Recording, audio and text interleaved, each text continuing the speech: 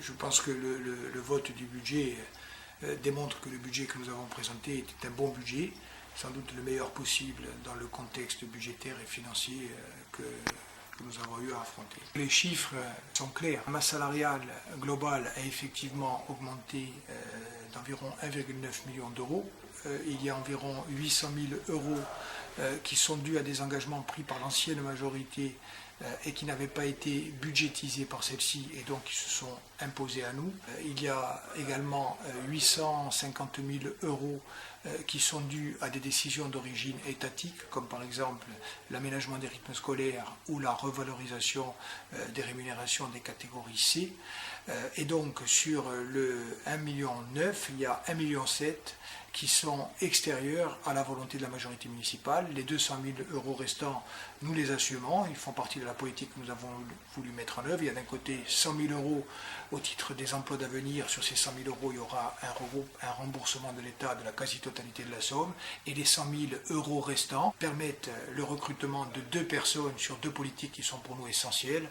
La démocratie participative, pour la première, et la politique en faveur de la langue corse pour la seconde. Et je rappelle que l'opposition s'est abstenue sur la démocratie participative et a voté pour en ce qui concerne la langue corse.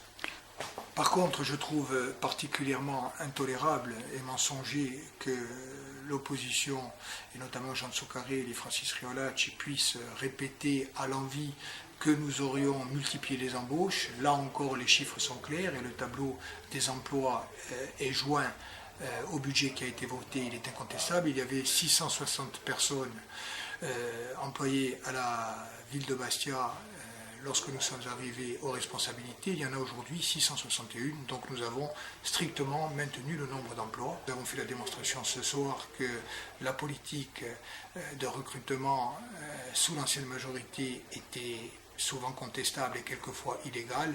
Je rappelle pour mémoire que 18 personnes ont été recrutées le 10 mars 2014, c'est-à-dire quelques jours avant le premier tour, et que le préfet de Corse m'a écrit pour m'indiquer que ces recrutements étaient illégaux et en me demandant de les abroger. Si j'avais été dans la même philosophie que celle de nos prédécesseurs, j'aurais certainement procédé à l'abrogation de ces arrêtés, renvoyé les 18 jeunes et aurait sans doute pu chercher à pourvoir ces postes.